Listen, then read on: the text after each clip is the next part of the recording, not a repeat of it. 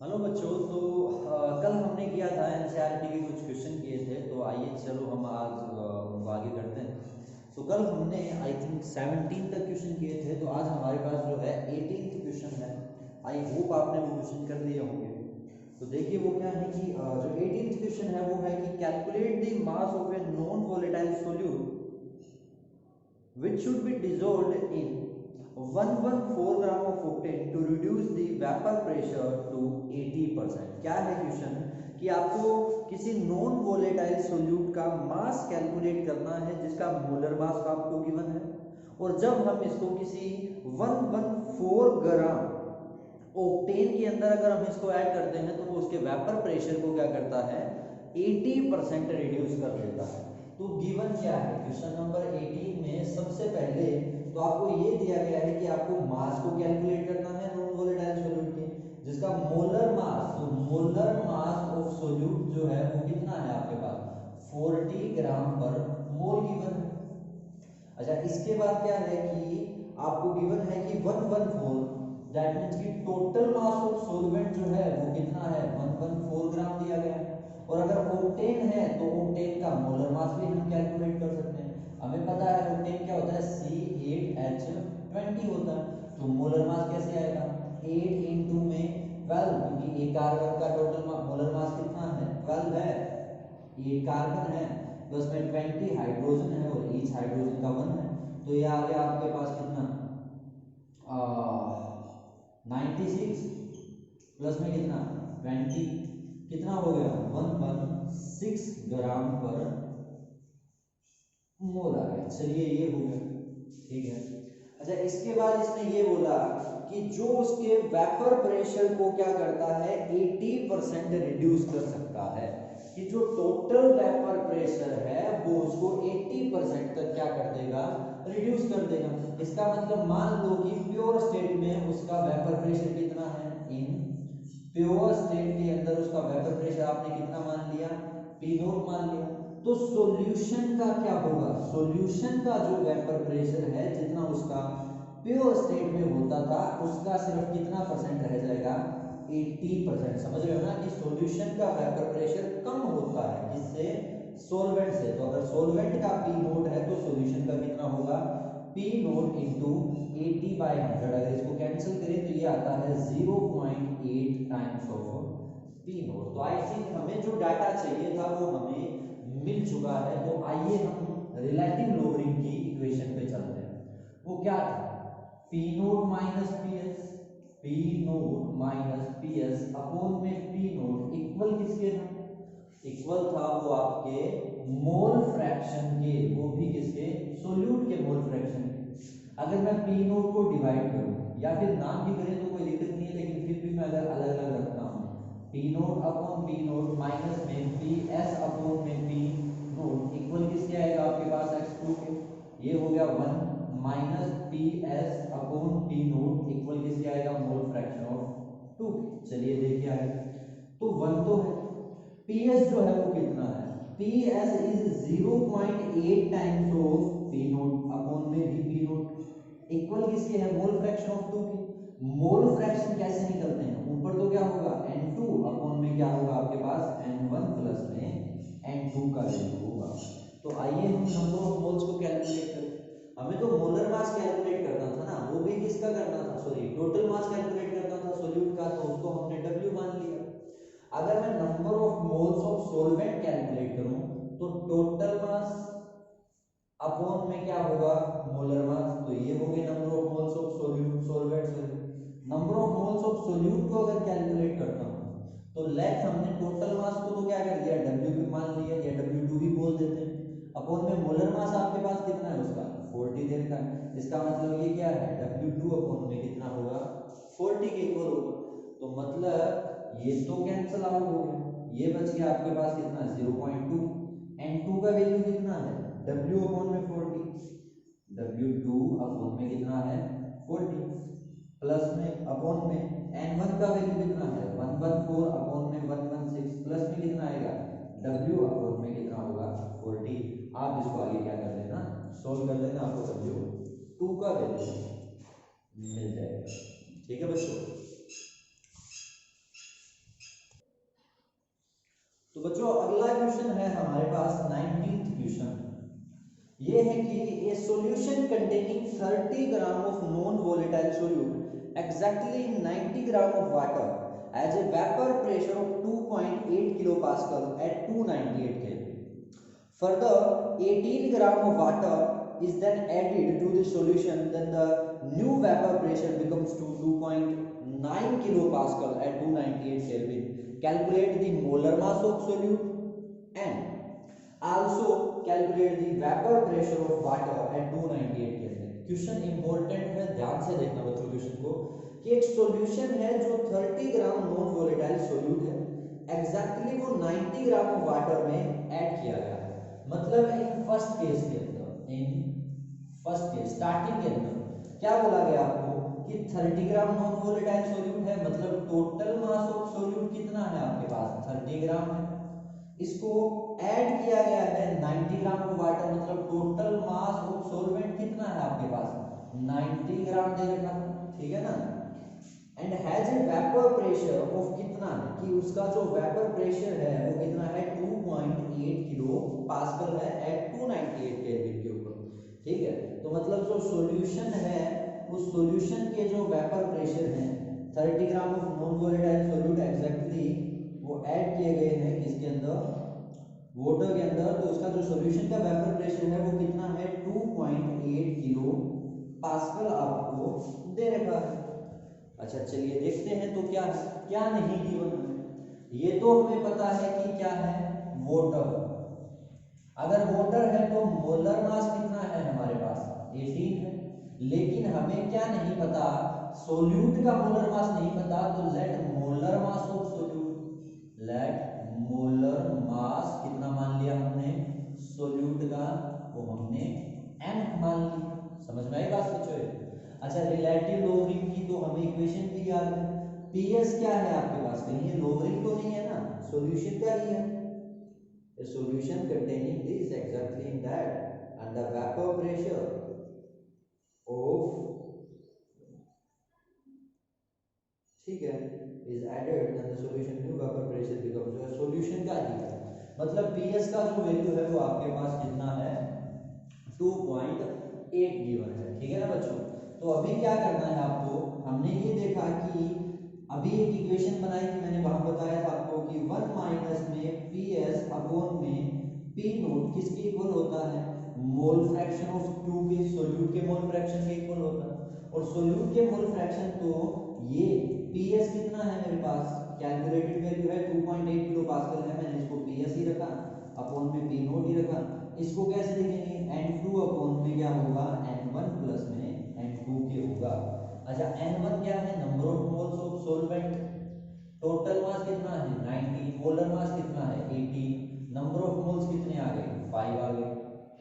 Number of moles of solute क्या है, total mass कितना है 30, मोलर मास कितना है m, तो n2 का वैल्यू कितना है 30 अपॉन m, पुट कर दो यहाँ। समझ रहे हो बात? क्या किया हमने कि जो आपके पास n2 है इसका वैल्यू पुट किया, तो n2 क्या आएगा आपके पास 30 अपॉन में m, ये कितना आएगा 5 प्लस में 30 अपॉन में कितना होगा m के इक्वल होगा। समझ रहे हो बात? चलिए ठीक है, तो यहां से बच्चों आपको मिल जाएगा एक इक्वेशन। फिर सेकंड केस की बात करते हैं। इन सेकंड केस उसने ये बोला कि वहां पर 18 ग्राम ऑफ वाटर हमने और डिसोल्व कर दिया, मतलब कितना ऐड कर दिया 18, पहले कितना था 90, मतलब टोटल कितना हो गया 108 ग्राम हो गया।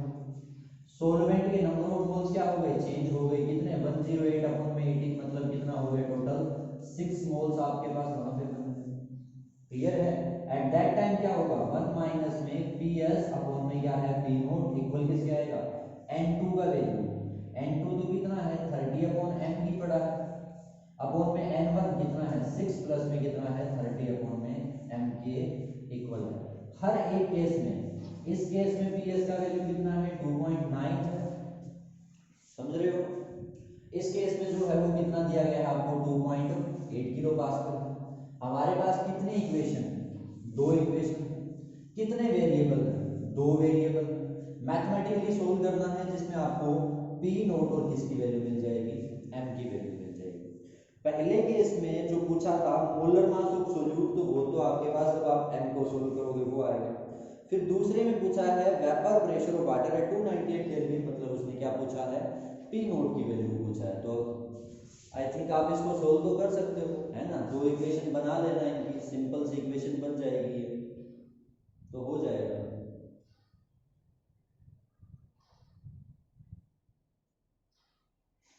कर सकते हो आप। चलिए करते हैं नेक्स्ट क्वेश्चन। तो बच्चों जो अगला क्वेश्चन है 20th क्वेश्चन, वो है हमारे पास a 5% solution of cane sugar in water has a freezing point of 271 Kelvin. Calculate the freezing point of 5% of glucose in water if the freezing point of pure water is 273.15. क्या बोला है इसने कि 5% solution है by mass, cane sugar का दे रखा था, जिसका फ्रीजिंग पॉइंट आपके पास कितना है 271 केल्विन। अच्छा हमें पता है कि हमें ये बोला कि टीबी सॉल्यूशन का, है ना, freezing point of solution in case of किसके, कैन शुगर। जानते हो ना कैन शुगर क्या है ना, सुक्रोज जो दे रखा था C12H22O11 दे रखा है। मोलर मास निकाल से रही आप इसका तब तक। तो टीबी जो है सॉल्यूशन का जो फ्रीजिंग पॉइंट है 5% है, सॉल्यूशन का जो फ्रीजिंग पॉइंट है वो कितना दिया गया आपको 271 केल्विन दिया गया। वहीं पर कैलकुलेट जो वाटर का है, दैट मींस कि टी नोट बी का जो वैल्यू है वो 273.5 केल्विन दिया गया है आपको, सॉरी 15 केल्विन दे रखा है, ठीक है ना। हमें ये करना है कि कैन शुगर का दोनों वैल्यू हमें दे रखा है, और हमें कैलकुलेट क्या करना है कि अगर उसी के अंदर मैं वाटर को, उसी वाटर के अंदर अगर मैं 5% ग्लूकोज को ऐड करता हूँ तो फ्रीजिंग पॉइंट कितना होगा। मतलब पहले केस से मुझे कैसे न कैसे करके वाटर का केएफ का वैल्यू कैलकुलेट करना है, और जब मुझे इस केएफ का वैल्यू मिलेगा मैं इस केएफ को यूज करूंगा ग्लूकोज वाले केस के अंदर। तो देखिए कैसे, तो मोलर मास को छोड़िए, डेल्टा टीबी पे चलते हैं, किसके इक्वल है, के एफ इंटू में एम के। डेल्टा टीबी क्या होता है, अच्छा फ्रीजिंग पॉइंट ऑफ सॉल्वेंट क्या होता है, सॉल्वेंट का फ्रीजिंग पॉइंट ज्यादा होता है, दैट मींस कि टी नोट बी। सॉल्यूशन का फ्रीजिंग पॉइंट क्या होता है, कम होता है, दैट मींस कि टीबी। इक्वल किसके आएगा आपके पास, इक्वल आएगा के एफ इंटू में नंबर ऑफ मोल्स अपॉन में मास ऑफ किसका, सॉल्वेंट। यही बात थी ना, मास ऑफ सॉल्वेंट, और वो भी किसके अंदर, किलोग्राम के अंदर। टी नोट भी तो आपको पता है कितना है, टी नोट भी 273.15, माइनस में टी भी कितना है आपके पास 271 केल्विन। केएफ का वैल्यू हमें नहीं पता, इनटू में क्या है, नंबर ऑफ मोल्स अपॉन में मास ऑफ सॉल्वेंट। अभी देख लेते हैं क्वेश्चन में क्या बोला गया। हमें जो चीज बोल रखी है वो ये है 5% solution by mass of cane sugar in water, कि कैन शुगर का जो बाय मास है वो 5% क्या है, सॉल्यूशन है। अब 5% देगा, इसका मतलब क्या है, इन 1000 ग्राम, इन 1000 ग्राम के अंदर 5 ग्राम इस कैन शुगर जो है वो प्रेजेंट है। 5% का मतलब तो यही हुआ ना कि, सॉरी 100 के, इन 100 के अंदर आपके पास जो है वो कितना है, 5 ग्राम कैन शुगर प्रेजेंट। टोटल जो है वो हमारे पास कितना है सॉल्यूशन का, 100 ग्राम है। 5 ग्राम उसके अंदर आपको क्या दे रखा है, 5 ग्राम जो है वो आपके पास क्या है उसमें कैन शुगर दे रखा है। हमें क्या करना है, नंबर ऑफ मोल्स कैलकुलेट करने हैं। कैसे होंगे number of moles calculate, number of moles calculate करने के लिए आपको चाहिए इसका molar mass upon, sorry total mass upon में क्या चाहिए, मोलर मास।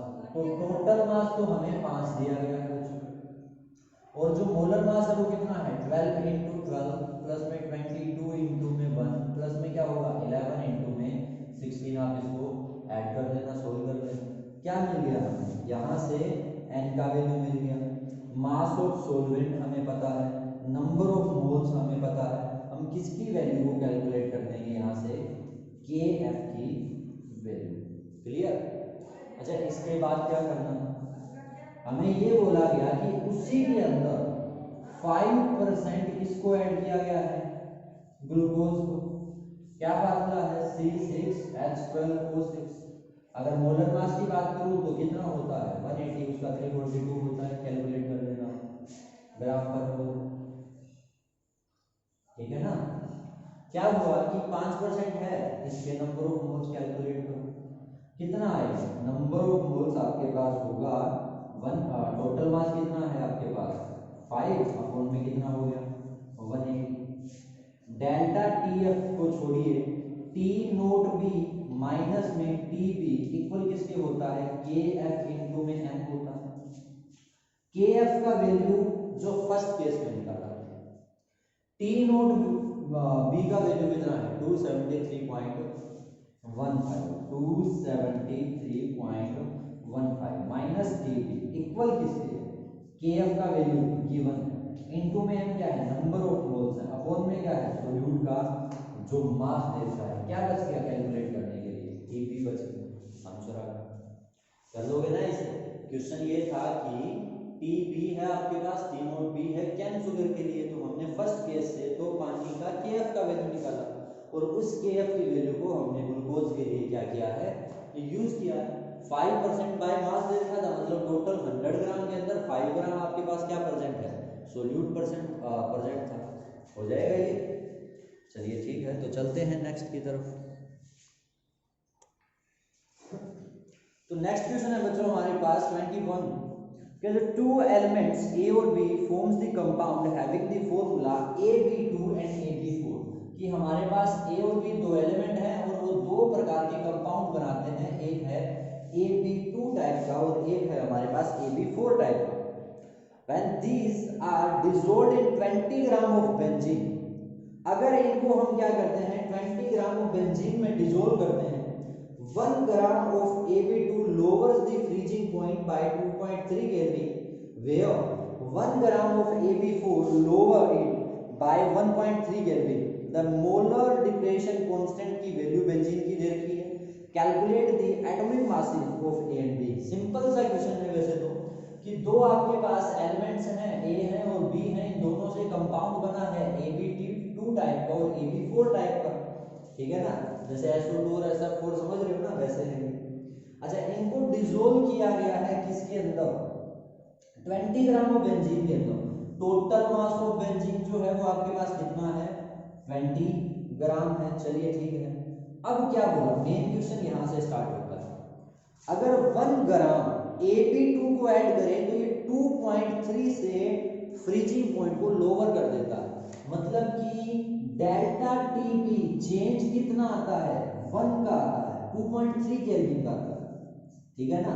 अगर सोल्यूट का कितना मास ऐड किया जाए, सोल्यूट का टोटल मास जो है वो कितना ले लिया हमने, सोल्यूट का टोटल मास मतलब W ऑफ AB2 अगर 1 ग्राम को यूज किया जाए, अगर 1 ग्राम AB2 को 20 ग्राम बेंजीन में अगर ऐड किया जाए तो वो कितना 2.3 केल्विन टेम्परेचर क्या कर देता है, डिक्रीज कर देता है। समझ में आई बात है। अच्छा, यहीं पर सेकंड केस में क्या है कि अगर 1 ग्राम ऑफ AB4 मतलब कि wait total mass of AB4 का अगर मैं 1 ग्राम यूज करता हूं तो उसी के अंदर ये क्या करता है, डेल्टा टीबी में 1.3 का वैल्यू लेकर के आता है। ठीक है, and the molar depression constant जो के बी का वैल्यू है बेंजीन के लिए वो आपके पास 5.1 दिया गया है, केल्विन किलोग्राम पर मोल के अंदर दे रखा है। समझ में आई बात है।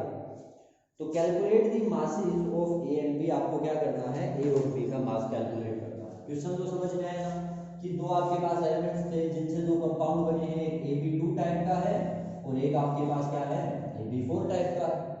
AB2 टाइप वाला क्या करता है, जब भी उसको बेंजीन में ऐड करो ना 20 ग्राम में तो इतना टेंपरेचर डिक्रीज कर, वेपर प्रेशर डिक्रीज कर देता है, 2.3 का चेंज लेके आता है। वहीं पर जो AB4 टाइप है वो क्या करता है 1 ग्राम 1.3 का चेंज लेके आता है। डेल्टा टीबी क्या है, delta TB change in what is TB, that's not boiling point ना, क्या बॉइलिंग पॉइंट दिया गया था कि फ्रीजिंग पॉइंट दिया गया था?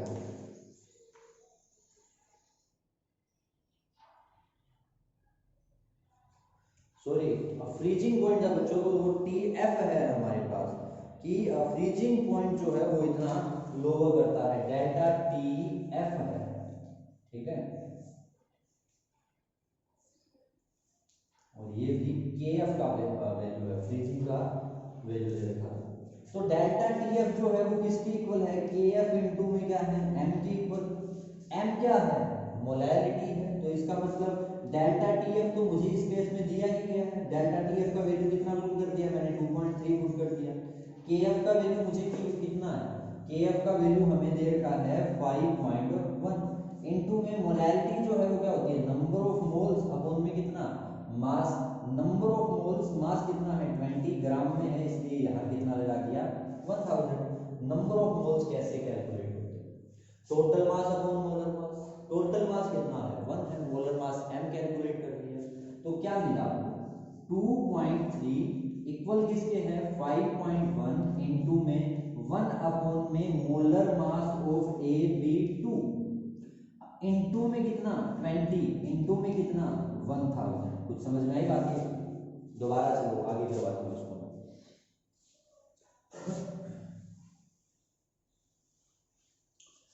इधर देखिएगा कि जो डेल्टा TF का वैल्यू है वो क्या है हमारे पास? KF इनटू में M है। हम यहां से नंबर ऑफ मोल्स को पहले कैलकुलेट कर लेते हैं दोनों के। इसके number of moles, total mass upon molar mass. इसके नंबर ऑफ मोल्स, ये number of moles of AB2 है, ये number of moles of AB4 है। इसका कितना होगा? टोटल मास अपॉन में क्या आएगा? Molar mass. समझ गए ना बात? फर्स्ट केस के अंदर, मतलब इन केस ऑफ AB2 के केस की बात चल रही है, तो AB2 के केस में जो चेंज आया था फ्रीजिंग पॉइंट में वो कितना है? 2.3 है।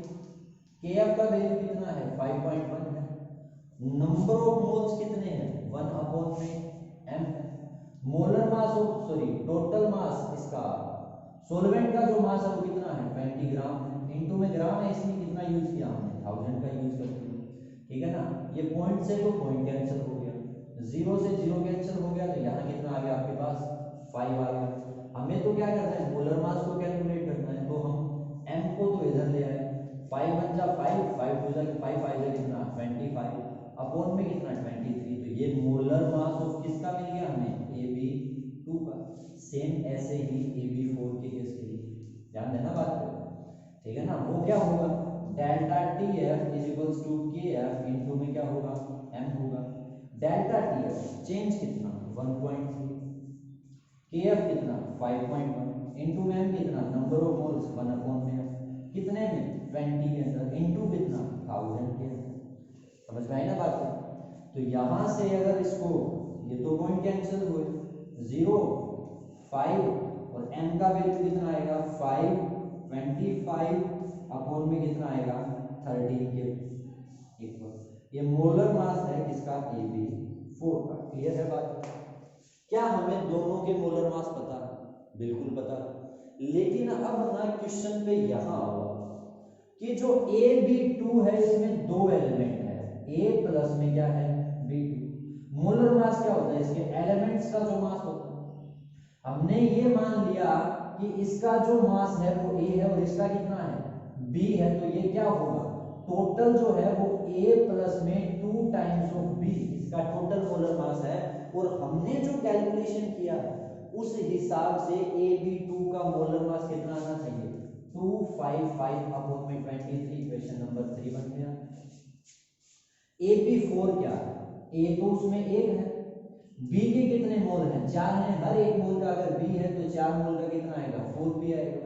इक्वल किसके आता है? 255 अपॉन में क्या आता है? 13। इक्वेशन नंबर 4 आ गया हमारे पास। बच्चों दोनों इक्वेशन को सोल्व कर देना, प्लस माइनस लगा करके A और B का आपको वैल्यू मिल जाएगा और वही है हमारा मोलर मास। तो आइए चलते हैं अगले क्वेश्चन की तरफ। नेक्स्ट क्वेश्चन है बच्चों हमारे पास 22 नंबर क्वेश्चन है कि at 300 Kelvin 36 gram of glucose present in a litre of its solution has an osmotic pressure 4.98 bar If the osmotic pressure of the solution is 1.52 bar at the same temperature, what would be its concentration? Easy सा question है कि 300 kelvin temperature के ऊपर अगर 36 gram glucose को 1 litre solution के अंदर रखा जाता है तो उसका ऑस्मोटिक प्रेशर आपके पास कितना है? 4.98 है। तो इन फर्स्ट केस के अंदर पाई जो है वो आपके पास ऑस्मोटिक प्रेशर जो है वो कितना है? 4.98 बार आपको गिवन है, ठीक है। ग्लूकोज सोल्यूट का जो मास है, टोटल मास है वो कितना है आपके पास? 36 ग्राम दे रखा है।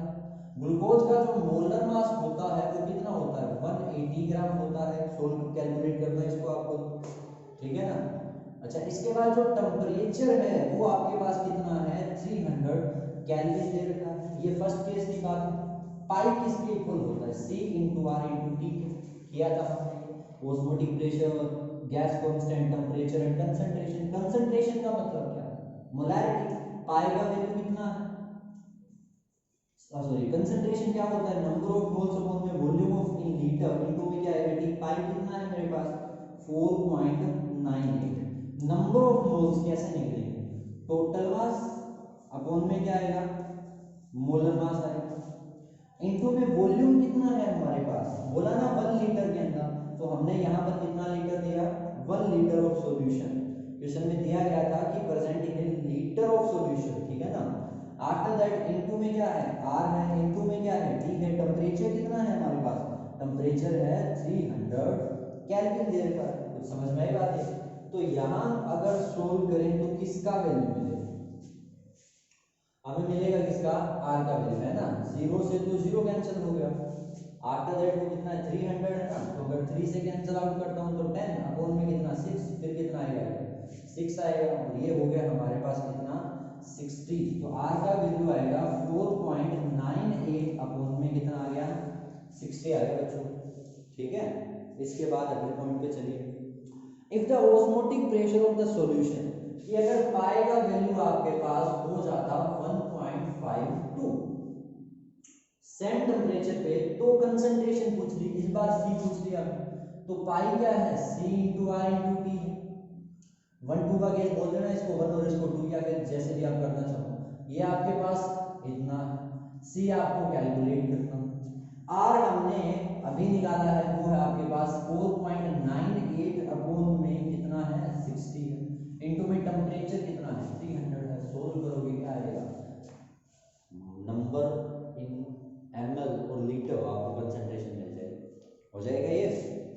तो चलिए ठीक है, चलते हैं नेक्स्ट क्वेश्चन की तरफ हमारा, जो है 23rd क्वेश्चन। ध्यान से देखिएगा इसको। क्या है कि suggest the most important type of intermolecular attractive forces और इंटरेक्शन इन द फॉलोइंग, कि ये बताना है कि किस टाइप की इनके बीच में क्या लगती है? फोर्सेस लगती है। अच्छा बच्चों, पहला हमें ये पूछ लिया कि n हेक्सेन के बीच में और n ऑक्टेन के बीच में किस टाइप की फोर्स लगती है? n हेक्सेन क्या होता है? नॉन पोलर होता है। क्या होता है? Non polar. और ऑक्टेन, n का मतलब तो लॉन्ग टर्म चेन है ना। हेक्सेन और ऑक्टेन दोनों ही क्या होते हैं?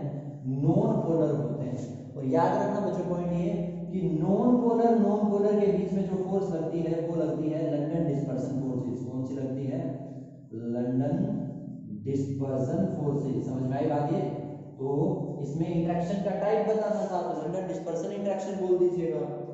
सेकंड, जैसे हमें पूछा है I2 एंड CCl4 के बीच में, I2 क्या है? आयोडीन है। दोनों सेम मोल है, सेम पोलैरिटी के हैं, दैट मींस कि क्या है?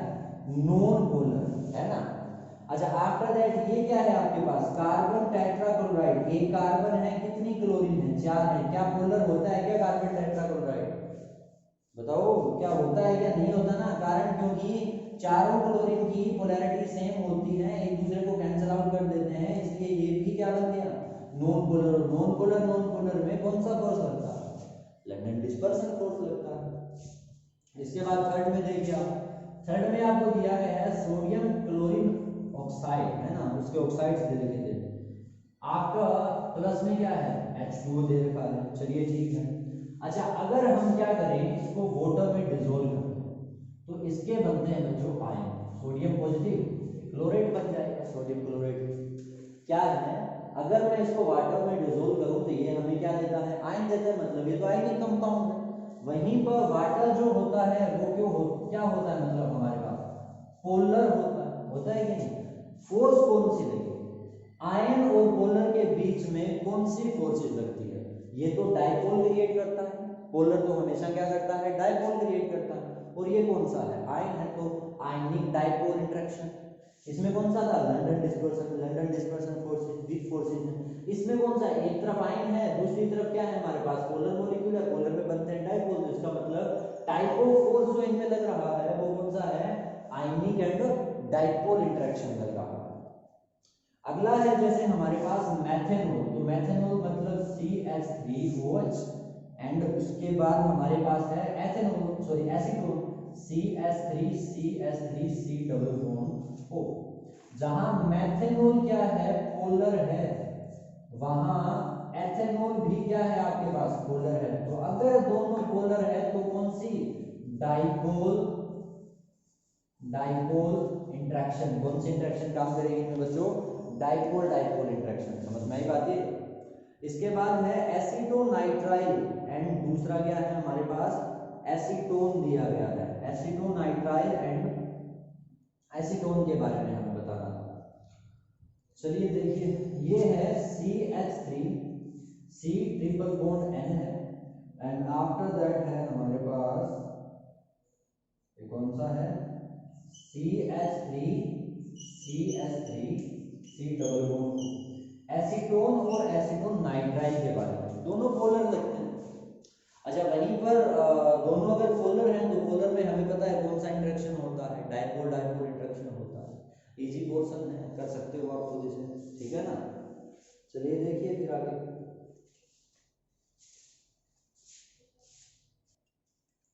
अगला क्वेश्चन है बच्चों हमारे पास 24th क्वेश्चन की, based on the solute and solvent interactions arrange the following in increasing order of solubility in an octane. That means कि आपको ऑक्टेन में क्या करना है, डिसॉल्व करना है। याद रखना ऑक्टेन खुद क्या है, नॉन पोलर। सोल्युबिलिटी का नेचर मैंने आपको बताया था, लाइक डिसॉल्व लाइक के अंदर सबसे पहले इसने ऑप्शन दिया साइक्लोहेक्सेन के अंदर, मतलब आपके पास ये दे रखा है पहले ऑप्शन में साइक्लोहेक्सेन, दूसरा आपके पास पोटेशियम क्लोराइड है, ठीक है ना। थर्ड जो है वो आपके पास है मैथेनॉल है, CH3OH है, और जो फोर्थ है आपके पास वो मिथाइल साइनाइड है। हमें ये बताना है कि किसका सोल्युबिलिटी क्या होगा, सबसे ज्यादा होगा। याद रखना नॉन पोलर में नॉन पोलर ही डिसॉल्व क्या होता है, सबसे ज्यादा होता है। इसके बाद ये क्या है, आयोनिक है, डिसॉल्व भी नहीं होगा, सबसे कम दिखाएगा सोल्युबिलिटी। वहीं पर साइक्लोहेक्सेन क्या होता है, नॉन पोलर होता है। इसका मतलब फर्स्ट पॉइंट पे क्या है, साइक्लोहेक्सेन है, और फोर्थ पे हमारे पास क्या आएगा, पोटेशियम क्लोराइड आएगा, क्योंकि आयनिक होने के कारण नॉन पोलर में डिसॉल्व नहीं हो पाएगा। लेकिन वहीं पर जो पोटेशियम ये साइक्लोहेक्सेन है ये क्या होगा, नॉन पोलर है, इसलिए डिसॉल्व उसमें हो जाएगा। अब बचते हैं हमारे पास ये दोनों, ठीक है ना।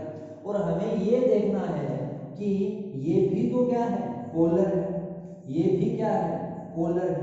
और अगर पोलर है तो कुछ नहीं कुछ, दैट मींस कि पार्शियल क्या हो सकते हैं, सोल्यूबल हो सकते हैं, थोड़े बहुत क्या हो जाएंगे अपनी इंटरेक्शंस के कारण, बॉन्डिंग के कारण थोड़े बहुत क्या हो सकते हैं, सोल्यूबल हो सकते हैं। तो एक तरफ आपके पास है मैथेनॉल और दूसरी तरफ आपके पास क्या है, मिथाइल साइनाइड दे रखा था। जो ज्यादा पोलर होगा वो कम डिसॉल्व होगा, कारण क्योंकि नॉन पोलर है। जो थोड़ी सी भी नॉन पोलैरिटी को शो करेगा उसका डिसोल्यूशन भी क्या होगा, सॉल्युबिलिटी भी क्या होगा, ज्यादा होगा। अच्छा यहाँ ऑक्सीजन है और यहाँ आपके पास क्या है, साइनाइड ग्रुप दे रखा है ना। एक तरफ तो आपके पास क्या है, OH नेगेटिव है, और हमें ये भी पता है कि OH नेगेटिव जिसमें इलेक्ट्रोनेगेटिविटी क्या मिलती है, आपको ज्यादा मिलती है, पोलैरिटी क्या होगी, ज्यादा क्रिएट होगी, अपनी तरफ चार्जेस को ज्यादा खींचा जाएगा। जितनी ज्यादा पोलैरिटी क्रिएट होगी उतना ही ज्यादा क्या बनेगा, पोलर बनेगा, उतनी ही सोल्युबिलिटी नॉन पोलर में क्या हो जाएगी, उसकी कम हो जाएगी। इसका मतलब फिर कौन सा आएगा हमारे पास, सेकंड जो है वो क्या है, मिथाइल साइनाइड है। और फिर थर्ड पॉइंट पे क्या होगा, मैथेनॉल होगा। मतलब सबसे ज्यादा कौन है, साइक्लोहेक्सेन की सोल्युबिलिटी, फिर क्या क्या है, मिथाइल साइनाइड, फिर क्या है, मैथेनॉल, और आफ्टर दैट क्या होगा, पोटेशियम क्लोराइड का सोल्युबिलिटी रहेगा। तो बच्चों अगला जो क्वेश्चन है वो है हमारे पास कि among the following compounds identify which are insoluble, partial soluble and highly soluble in water। खुद करना आप ये कि कौन से ज्यादा सोल्यूबल और कौन से कम सोल्यूबल, इंटरेक्शन के बेस पे आपको इनको बताना था। इसके बाद है बच्चों 26th क्वेश्चन, तो ये आप खुद ट्राई करना होगा। 27th में आपको बता देता हूँ कि इफ द सोल्युबिलिटी प्रोडक्ट, ये क्या होता है, किसी भी चीज का सोल्युबिलिटी प्रोडक्ट जो है ना वो क्या होता है, किसके लिए यूज किया जाता है, मैं पहले आपको ये बता देता हूँ। मान लीजिए मेरे पास कोई आयनिक कंपाउंड, मैंने उसमें वाटर में क्या कर दिया, डिसॉल्व कर दिया। सोल्युबिलिटी आयनिक कंपाउंड की किन के कारण होती है, पॉजिटिव और नेगेटिव आयन के डिसोसिएट होकर के उसमें कंप्लीटली डिसॉल्व होने के कारण ही होती है। इसका मतलब क्या है कि वहां जो इस आयनिक कंपाउंड की सोल्युबिलिटी है वो पूरे कंपाउंड की नहीं बल्कि उनके आयन की सोल्युबिलिटी है, और इन्हीं दोनों की सोल्युबिलिटी को कहा जाता है सोल्युबिलिटी प्रोडक्ट। इसका मतलब कुछ न कुछ क्या है, सोल्युबिलिटी ए पॉजिटिव के द्वारा दिखाई गई है, कुछ न कुछ सोल्युबिलिटी जो है वो किसके द्वारा दिखाई गई है, बी नेगेटिव के द्वारा। क्योंकि हमें क्या पता कि ए नेगेटिव, ए पॉजिटिव या बी नेगेटिव में से कौन सा जो है वो ज्यादा उसमें क्या हुआ है, डिसॉल्व हुआ है। हाँ ये है कि कंप्लीटली डिसोसिएट हो सकते हैं। डिसोसिएट होने के बाद ये भी तो है ना कि उस सॉल्यूशन के अंदर, सॉल्यूशन बना जो है उसमें सबसे ज्यादा कौन से आयन जो है वो कंप्लीटली डिसॉल्व हुए हैं, सोल्यूबल हुए हैं, ये भी तो हमें देखना था। तो वो तो हमें नहीं पता होता। इसका मतलब टोटल किसी आयनिक कंपाउंड की जो सोल्युबिलिटी होती है वो उनके आयंस की सोल्युबिलिटी पर डिपेंड करता है, और इन्हीं की सोल्युबिलिटी के प्रोडक्ट को कहा जाता है सोल्युबिलिटी प्रोडक्ट। और क्या बोला क्वेश्चन में कि सोल्युबिलिटी प्रोडक्ट जो है वो कॉपर सल्फ्यूरस सल्फाइड के लिए, मतलब Cu2 पॉजिटिव S2 नेगेटिव के लिए जो है वो कितना है, 6 × 10⁻⁻16 गिवन है। Calculate the maximum molarity of copper sulphide in the aqueous solution. आपको मोलैरिटी कैलकुलेट करनी है। याद है एक बात, मैंने बोला मोलैरिटी क्या होती है, कंसंट्रेशन, कंसंट्रेशन क्या होती है, सोल्युबिलिटी है, बात आई थी हमारी। अगर आपको याद है कि सोल्युबिलिटी क्या है कि कितने नंबर ऑफ मोल्स जो है वो डिसॉल्व होते हैं 1 लीटर के अंदर, उसी को सोल्युबिलिटी बोलते हैं। भाई हमारी मोलैरिटी क्या होती है, कंसंट्रेशन। ये अगर सोल्युबिलिटी प्रोडक्ट है तो आपको तो सोल्युबिलिटी निकालना है ना, क्योंकि सोल्युबिलिटी निकल गया तो मोलैरिटी निकल गया। सोल्युबिलिटी प्रोडक्ट मतलब कुछ ना कुछ ये सोल्युबल हुआ था, कुछ ना कुछ ये सोल्युबल हुआ था, क्या हो गया, s का स्क्वायर हो गया, कितना है 6 × 10⁻⁻16। दोनों तरफ रूट स्क्वायर रूट कर देना, s का वैल्यू मिल जाएगा, वही हमारा सोल्युबिलिटी है और वही मोलैरिटी है। ठीक है बच्चों, हो जाएगा ये। इसके बाद है अगला, कर सकते हो मास परसेंटेज कैलकुलेट करना है आपको, सिंपली कर सकते हो आप इसको। ठीक है, तो आज हम 28 तक की करते हैं। अभी मेरे को आगे ना 32 नंबर क्वेश्चन दिखाई दे रहा है, आपको इसके बारे में कुछ बता देता हूँ थोड़ा सा एक पॉइंट। 28 तक कर दिया हमने, बाकी के क्वेश्चन जो है हम कल करेंगे। तो देखिए वो पॉइंट जो है वो क्या आयनिक कंपाउंड्स के बारे में है। हमने पढ़ा था डिसोसिएशन कॉन्स्टेंट्स के बारे में, एसोसिएशन कॉन्स्टेंट के बारे में। अगर नहीं पढ़ा तो देख लीजिए। वान गॉ फैक्टर तो हमने किया था। वान गॉ फैक्टर क्या होता है, कैलकुलेटेड वैल्यू, किसकी ऊपर जो वैल्यू है वो तो कौन सी है, कैलकुलेटेड है। अपन में क्या था हमारे पास, ऑब्जर्व्ड वैल्यू हो रखा था, है ना। वो वान गॉ फैक्टर कैसे कैलकुलेट करें, उसके पहले हम बात करते हैं आयनिक कंपाउंड्स के बारे में, कि जब भी किसी आयनिक कंपाउंड को डिसॉल्व किया जाता है, किसी सॉल्यूशन में रखा जाता है, तो वो क्या होता है, या तो डिसोसिएट होना शुरू होता है और या क्या होता है, एसोसिएट होना शुरू होता है ना। और हम हमारे चैप्टर में पढ़ेंगे डिसोसिएशन के बारे में, नॉर्मली आएगा वो डिसोसिएशन के बारे में आएगा। तो है क्या डिसोसिएशन कांस्टेंट किसको कहते हैं, आप वो समझिए।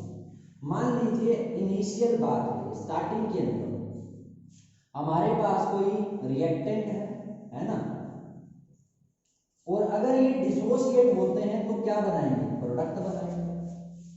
रिएक्टेंट का जो स्टार्टिंग में कंसंट्रेशन है, सोल्यूट का जो स्टार्टिंग में कंसंट्रेशन है वो मान लो कितना है, C। ठीक है, आफ्टर दैट उस समय इनिशियली वहां पर किसी भी प्रकार के प्रोडक्ट के क्या नहीं थे, आयन नहीं बने थे। कुछ समझ में आई बात है, दोबारा समझो। एक आयनिक कंपाउंड है, मान लीजिए वो AB है। अगर इनके अंदर आयन्स की बात करें तो 2 आयन है, और इन 2 आयन को कहा जाता है डिग्री क्या बोलते हैं इनको, degree of dissociation. Important point है ये, बहुत सारे क्वेश्चन में यूज आता है। डिग्री ऑफ डिसोसिएशन का मतलब क्या होता है कि जब भी किसी आयन को हम क्या करते हैं, किसी वाटर के अंदर किसी भी चीज के अंदर डिसोल्व करते हैं तो वो आयन में डिसोशिएट होता है। और जब आयनिक कंपाउंड को, सॉरी नोट आयन को, तो जब वो आयन में डिसोल्व टूटता है तो कितने आयन बनते हैं, 1 2 3 4 5 कितने आयन बनते हैं, उनको कहा जाता है डिग्री ऑफ डिसोसिएशन। और वो है हमारे पास अल्फा। तो अल्फा क्या क्या क्या शो करता है कि कितने आयन वहां पर डिसोशिएट हुए। क्लियर है।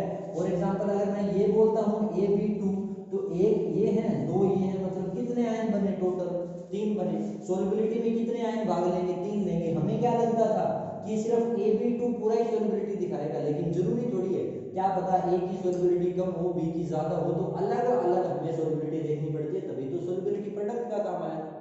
तो अल्फा होता है degree of dissociation. Clear. Association के लिए भी यूज करते हैं। इनिशियली जब रिएक्टेंट जो था, सोल्यूट जो था, वो हमारे पास सी कंसंट्रेशन पे था, उस समय कोई प्रोडक्ट नहीं था।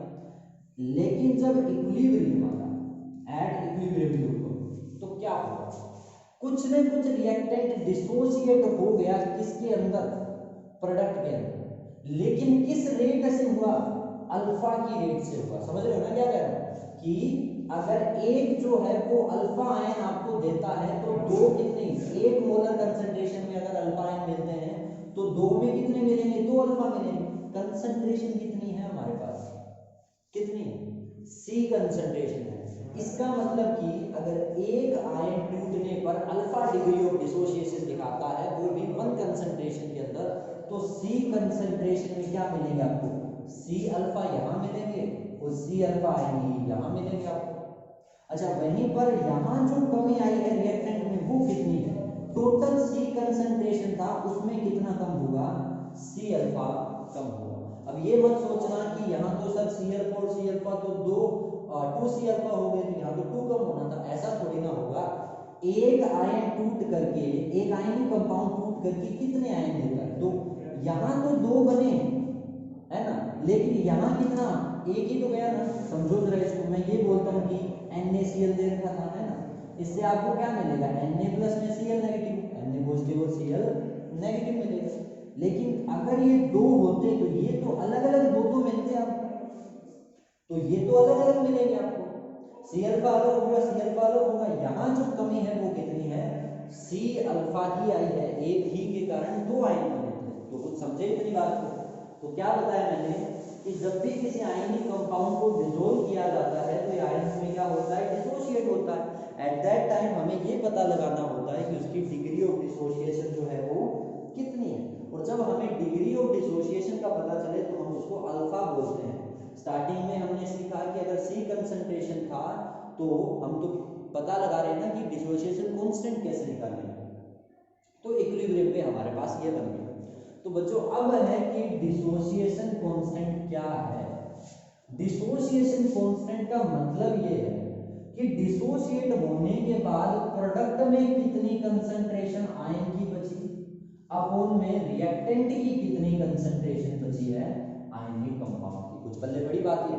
क्या हुआ, NaCl लिया था, इसमें NaCl भी है, इसमें Na पॉजिटिव भी है और इसमें क्या है, NCl नेगेटिव भी है। मानते हो ना बात कि कुछ NaCl तो आयन में टूट गया तो वो तो ये पड़े, कुछ अन्य डिसोसिएटेड पड़ा है वो हमारे पास ये पड़ा है, तो तीनों किसके अंदर, इसके अंदर भी। इक्विलिब्रियम में हमारे पास नंबर ऑफ आयंस की बात करूं तो एक इसका है, एक इसका है, एक इसका है, 3 मिलेंगे मुझे, ठीक है ना। डिसोसिएशन कांस्टेंट का मतलब क्या था कि जब इक्विलिब्रियम आया उस समय प्रोडक्ट में कितने आयन हैं और रिएक्टेंट में कितने आयन हैं। प्रोडक्ट में कितने हैं, C alpha into C alpha, upon में रिएक्टेंट में कितने हैं, सी माइनस सी अल्फा। तो ये क्या आएगा आपके पास, सी स्क्वायर अल्फा स्क्वायर, सी को अगर कॉमन लेता हूं तो कितना आता है, 1 माइनस अल्फा। सी से हमने सी को कैंसिल कर दिया, तो याद रखना डिसोसिएशन कांस्टेंट क्या होगा, सी अल्फा स्क्वायर अपॉन में 1 माइनस अल्फा आएगा। डिसोसिएशन कांस्टेंट क्या होगा, सी अल्फा स्क्वायर अपॉन में 1 माइनस अल्फा आएगा, जहां पर अल्फा क्या होगा हमारे पास, डिग्री ऑफ डिसोसिएशन को दिखाएगा। ठीक है बच्चों, तो ये था हमारे पास डिसोसिएशन कांस्टेंट के बारे में। तो आई थिंक ये तो हो गया, ये क्लियर हो गया हमारा पॉइंट कि के अल्फा का वैल्यू क्या होता है, अल्फा क्या होता है। चलते हैं हम वांट होफ फैक्टर के ऊपर, देखिए कि ये कैसे कैलकुलेट किया जाएगा।